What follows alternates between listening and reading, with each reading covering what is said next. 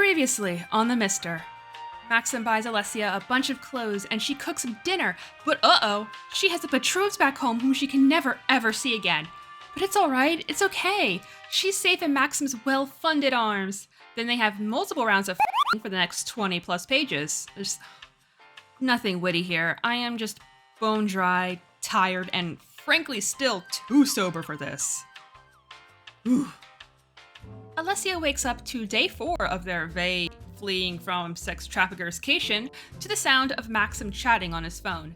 He says something about a 20 boar for the lady and he'll have his purties. Alessia and I have no idea what that means, and I'm a silly knucklehead who doesn't care enough to Google it. We are thankfully spared from any more morning sex, as Maxim says that he has a surprise for her. So Alessia better get ready and plait her hair. I'ma take bets on what the activity of the day shall entail. It's gotta be something exuberant that showcased Maxim's wealth and or noble status. Horseback riding through the countryside on his property? Yachting? Look, he better not take her on a mini plane or a helicopter. That's Christian's shtick. But after all their rigorous sex sessions yesterday, Maxim set up something chill. That being shooting clay birdies? I mean, that's like not as extravagant as I imagined, but okay, sure. Yeah, all right, why not? They meet up with Jenkins, whose family has served Maxims for generations. So dedicated to traditional servitude, they're named one of the most generic butlery names ever. Jenkins has Maxim's purties. Oh, okay, it's a gun. Got it. So fancy. Alessia has no hands-on experience with guns, but her father has them, and he would supposedly go hunt wolves. But she knows he returns empty-handed. Nevertheless, it seems she's learned how guns work through visual osmosis. Maxim tells us his relationship with his family guns in conjunction with his late father and brother, and how it was their thing to do together, and now he's a sad boy with his sad memories. Boo who. He snapped out of his reverie in time to show off to Alessia. She's a better pianist than me. She can cook better than me, and she can beat me at chess. But I have the advantage here. She can't outshoot me with our gentlemanly weapons. I hope Alessia accidentally caps his kneecaps. Maxim shoots 2 clays, easy peasy. When Alessia's up, he tells her how to position herself without needing to manually move her around, which, not gonna lie, is another surprise because it seems like something James would have him do. He hands her 2 cartridges, and she seems to load them up like a pro. When she calls for Jenkins to pull, 1 clay flies, but she misses both times. Yet practice yields results as she eventually hits. Yay! Then they do this for a little while. So then cut to Maxim and Alessia sitting in the trunk of Jenkins' car. What? Excuse me? Hold on, wait.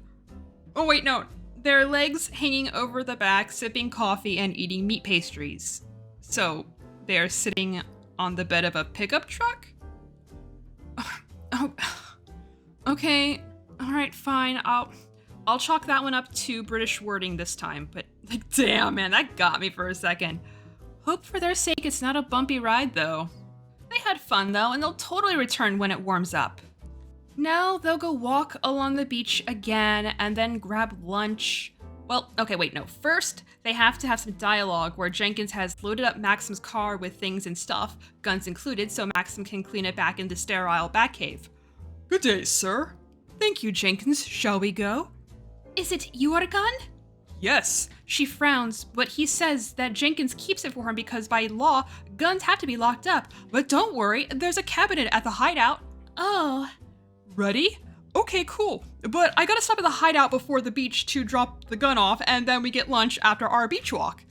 Okay. Just in case y'all forgot their banality, again, I wouldn't blame you if you did. Luckily, I'm here to remind you. You're welcome. Maxim has more internal turmoil over not telling her about his blue blood and what have you. He tries to get her attention, but oh wow, wait, a buck! Maxim can tell it's less than 4 years old and a few months away from shedding its antlers.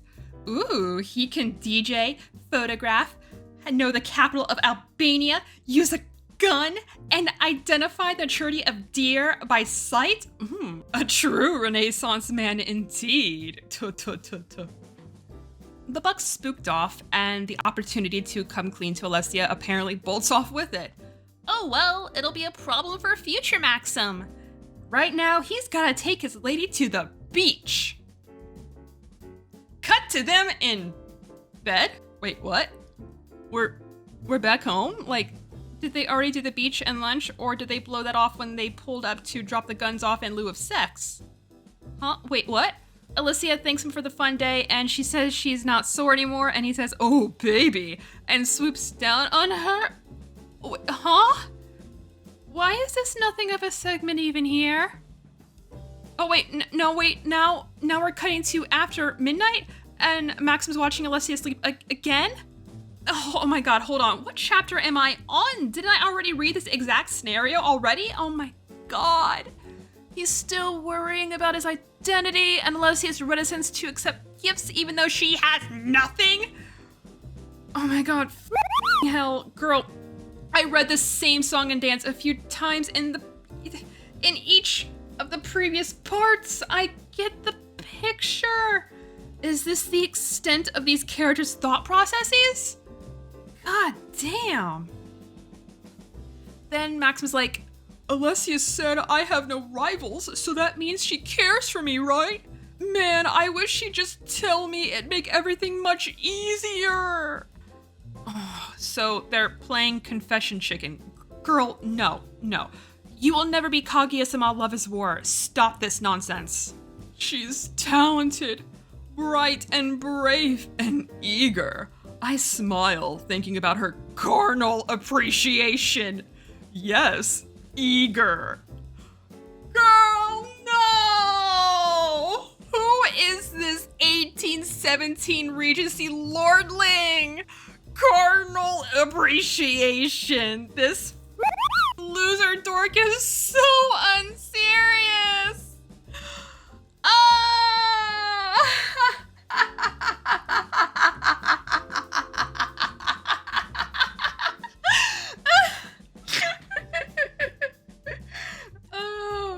me. And she can cook. Well, you better knock her up and hide her shoes while you still can, you alpha chud.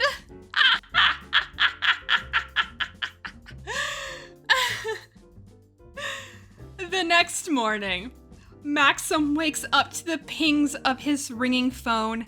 It's his neighbor back in London, and she informs him that he's been burgled. Oh no! End of chapter 19. Oh, I'm still not over carnal appreciation, girl. The nerve. Alright. 20 starts immediately with Maxim going, what? To the burglaring. Oh, so this chapter can pick up immediately where it last ended, and yet we get that disjointed scene break to surprise sex? Okay. Ugh. So, the neighbor tells him that she passed by and saw the front door open and could see the place looked trashed. Maxim's mighty sore at the news. He left London in such an impulsive rush. Did he even lock his place up? Curse word, bollocks. If a poor low-life addict or some greasy feral teenager made away with his father's super duper awesome cameras, ugh, a duck.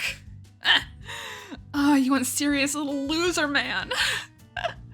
He had plans to further woo his foreign conquest with fun activities.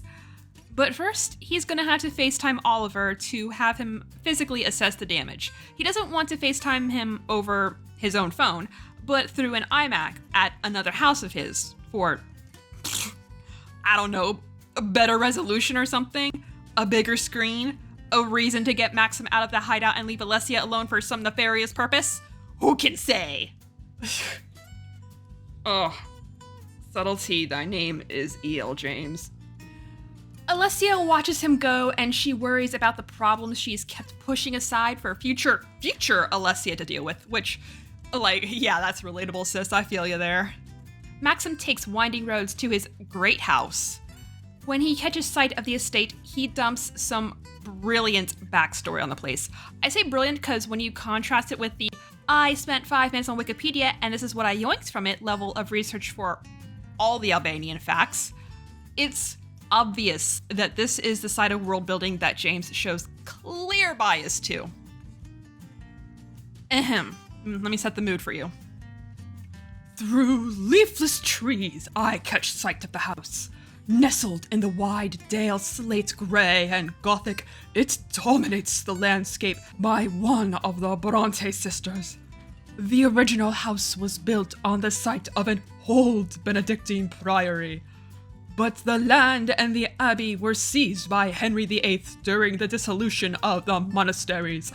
Over a century later, in 1661, following the restoration of the monarchy, the estate was bestowed along with the title Earl of Trevelyan to Edward Trevelyan for his services to Charles II. The great house he built was all but destroyed by fire in 1862, and this neo-Gothic monstrosity, with all its finials and fake molded battlements, was built in its place. It's the seat of the Earls of Trevelyan, a huge rambling pile, and I've always loved it. Always loved it! Yeah, I can tell. Maxim rushes inside, up the stairs, and into Kit's study. I mean, my study? Ugh.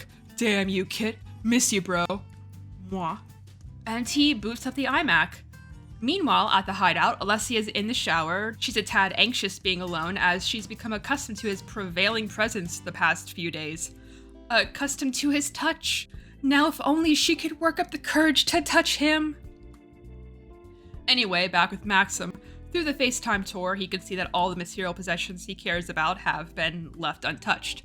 But the photographs on the walls have been torn, electronics have been smashed, and clothes strewn about. And oh my god, how has Tweedledee-Dum not figured out that this is obviously the work of the sex traffickers that are after Alessia? He slammed his front door in one of their faces a few days ago. He goes to leave, but at Danny's insistence and rude-ass disregard for Alessia, who is waiting for him, he stays for breakfast. Back at the hideout, Alessia's still nervous and jumpy, but she puts on a cute outfit and blow-dries her hair. Back at the Great House, Maxim eats French toast with some of the staff, and it makes him reminisce about simple childhood days, while Alessia's panicking back home. But his breakfast sours when a staff member informs him of some unsavory Eastern Europeans who dropped by yesterday. Oh no! So we weren't jumping back to Alessia anxiously minding her own business for no reason after all. Wow. Back at the hideout, Alessia's still brushing her hair, and then she hears loud noises from downstairs and a voice speaking Albanian. Oh no, they found her. End of chapter 20. 21 switches back to Maxim tearing down the road. He just had to stay for French toast. Ugh, god damn it, Danny. Rude. Alessia tries to keep it together as she retreats back into the bathroom and locks the door. There's only Maxim's razor and toothbrush to use as weapons, so she pockets them. Anyway, she presses herself against the door to keep it steady, and then when the traffickers find her, they start trying to bang it down and whatnot. And is it just me? Or is a whole lot of effort being made to get her back? She apparently cost them a lot of money, but how much constitutes ransacking one house and then driving all the way over to Cornwall to pull up at 2 more? At this point, they're just being petty. Maxim pulls up while the traffickers are still there, and he blocks the exit gate with his car. He sneaks in through a side scullery room door that's already slightly ajar, and luckily his gun cabinet's right there! Convenient! This white man is now locked and loaded and ready to stand his ground. Alessia is unable to hold the door any longer. She freezes, completely forgetting about that razor and toothbrush she had just pocketed. One of the guys yanks her by the hair and flings her to the bedroom where she curls up on the floor, waiting for the inevitable blows. The guy gets a few kicks in before Maxim makes his grand entrance with his gun. The 2 traffickers yield, and Maxim shows more strength than the average paranoid American with a gun. Alessia scurries behind Maxim as he gets the traffickers onto their knees. But he doesn't have anything to restrain them with. Oliver rings Maxim, who then orders him to call the cops and send Jenkins over. Oh, it is so over for those bozos now. Everybody knows that Alfred could always pull the trigger in Bruce's stead. Dead-ass losers. Maxim orders the guys onto their stomachs, and they look like they're going to try something, so Maxim aims his barrel at one of their heads. Ooh, look at our prostrating alpha chud hard at work. Work it, girl. Danny's voice from downstairs cuts the tension, and Max was surprised she's already here? That makes no sense. Uh-oh? No. It turns out Danny and Jenkins already followed Maxim after he bolted from the Great House, so again, convenient. Maxim orders Danny to take Alessia back to the Great House before the cops arrive. It sure be a case of tragic irony if Alessia was alleviated of this burden only to be deported, so get out. Alessia quickly stashes clothes in a bag and scurries off with Danny. Jenkins ties the traffickers up, and golly gee, I'm so glad that conflict ended so lickety-split. It would have been so tiresome to see it actually play out instead of getting more ooh-woo sex scenes, you know, the true meat of this tale.